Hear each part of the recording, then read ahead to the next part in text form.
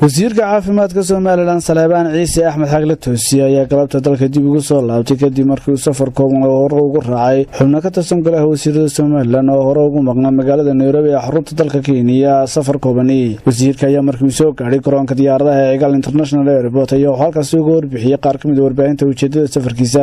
Ilaahay baa mahad leh, Ilaahana nabad keenay waddankaygii. Waxaan ka soo noqday safar shaqo oo aan ku tagnay waddanka Kenya magaalada Nairobi.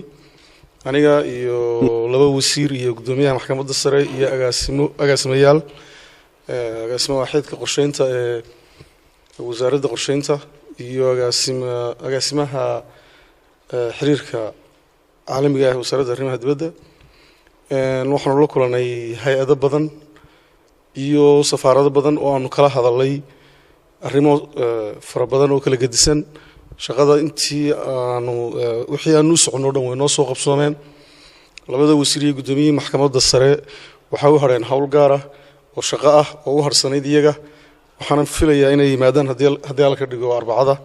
marka aad iyo aad baan idin salaamaya. Assalaamu calaykum waraxmatullaahi wabarakaatu. qaar kamid ah warbaahinta oo weydiiyay su'aalaha kamid ah hay'adaha guddida dabagalka hantida qaranka ee golaha wakiilada Soomaaliland oo warbixintoodii ku soo bandhigay in musuqmaasuq badan ragaadiyay isbitaalka guud ee magaalada Burco ayaa ku jawaabay sida tan. Isbitaalka Burco muddo 2 sanadoodaba waxa weeye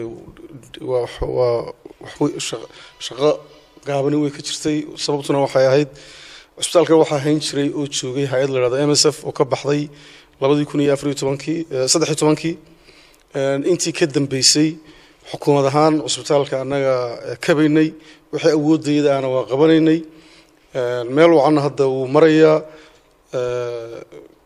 waxaan rajaynayaa insha Allah in ay dhamaato kacakufa ama dhibaatooyinka ka jira isbitaalka waan u dadaalnaa insha Allah. anigu waxaan tartamaan galay tartankii waa dhageystan khudbadaydii waan haniyay waxaan u shaqeynayaa iminka waxa waa dalkii dadka mana jirto arintaasi waxba kama jiraan. arinta waa iska dacaydi propaganda. anigu inta xukuumadda madaxweynaha ka harsan dadkaan u shaqeynayaa insha Allah.